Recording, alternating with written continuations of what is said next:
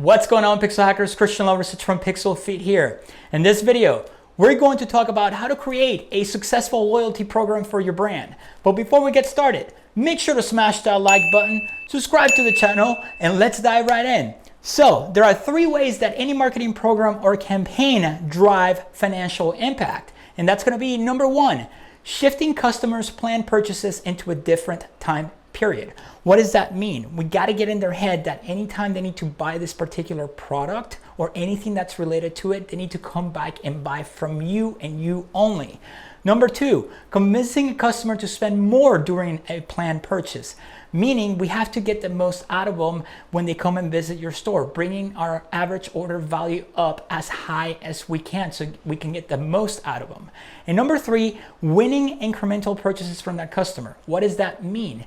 Meaning that when they need to come back and replace that product or add more to it, they need to come back throughout the year, come back to you throughout the year. Okay, so when creating a loyalty program, you want to ask yourself these questions first. So number 1 is going to be, do I sell multiple categories?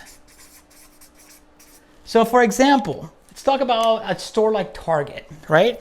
Target's loyalty program works because the store's inventory covers multiple categories, almost everything you can think of. So a shopper may visit the site because their shampoo ran out, see a particularly compelling loyalty offer, and then start thinking about other products they need to restock. So a $15 purchase turns into a $300 order. Have you guys seen how girls go crazy about Target? I know my wife goes in there to buy one thing and comes back with 10. That's how powerful the rewards program is, okay?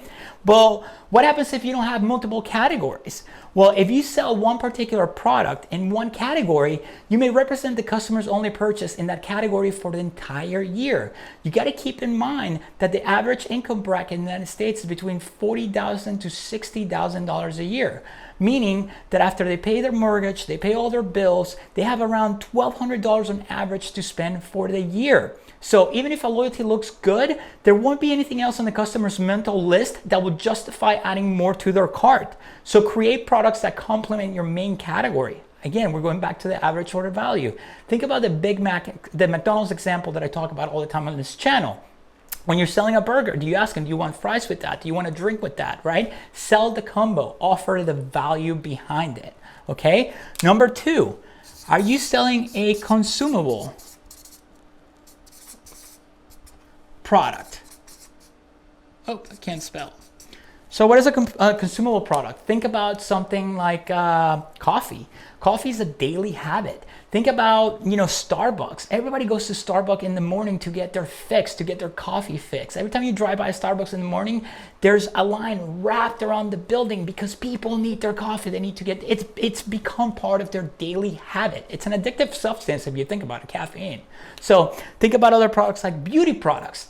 They're replaced when they run out. That's a consumable. Think about putting gas in your car. Your car's not going to run without gas unless you have a Tesla, and still you need electricity. So you're going to have to power it up and, power it up at some point. But let's go back to gas. You need gas to run your car. So we're going to come back over and over again.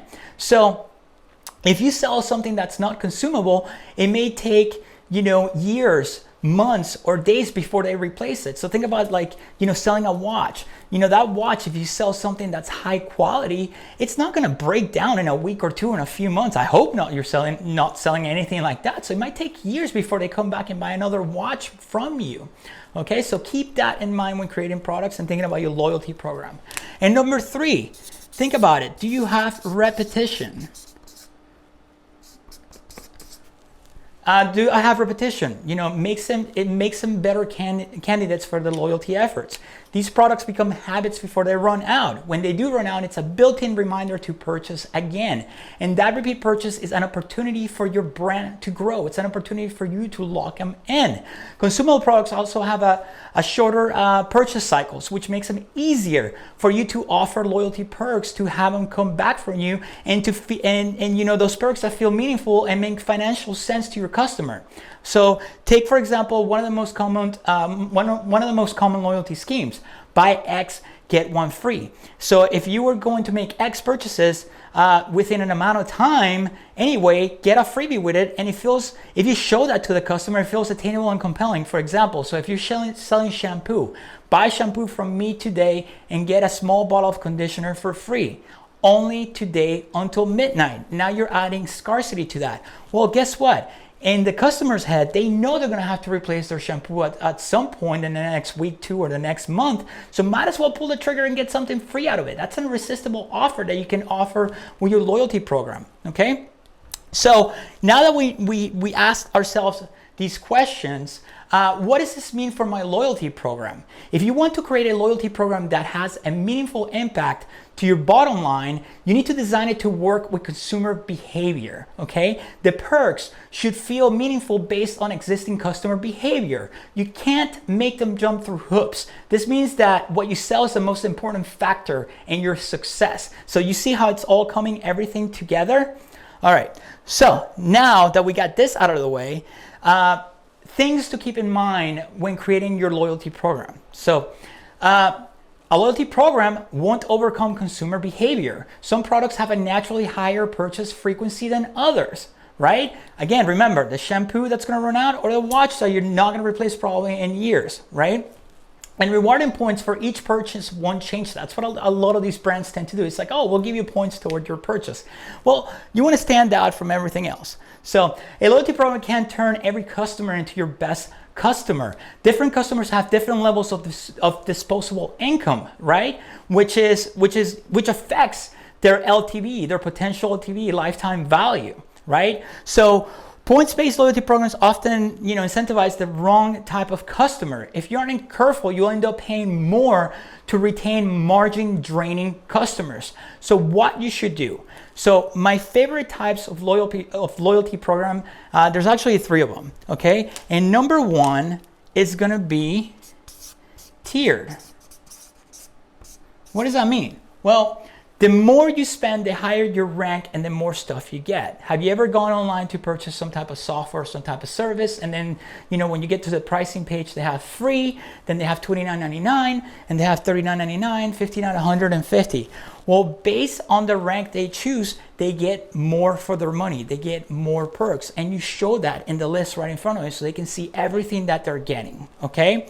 Another type of loyalty program that I like is paid, right?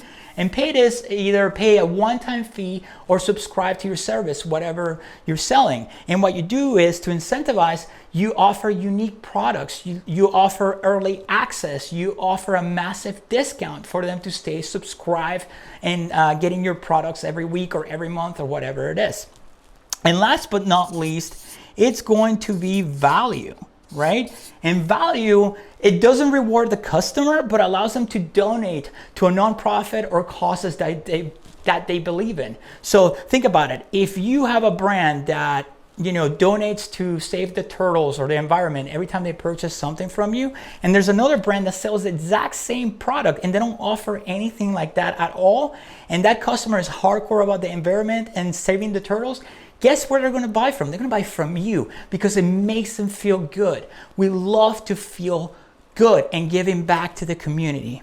So I hope all of this helps. It gives you an idea of what the perfect loyalty program for your brand should be. And I want you to apply it and test different ones if you have to. All right. And if you guys want to keep learning about digital marketing, Facebook ads, Shopify, and growing your brand in general, make sure to check out one of the videos right above me. And I will see you guys in the next video.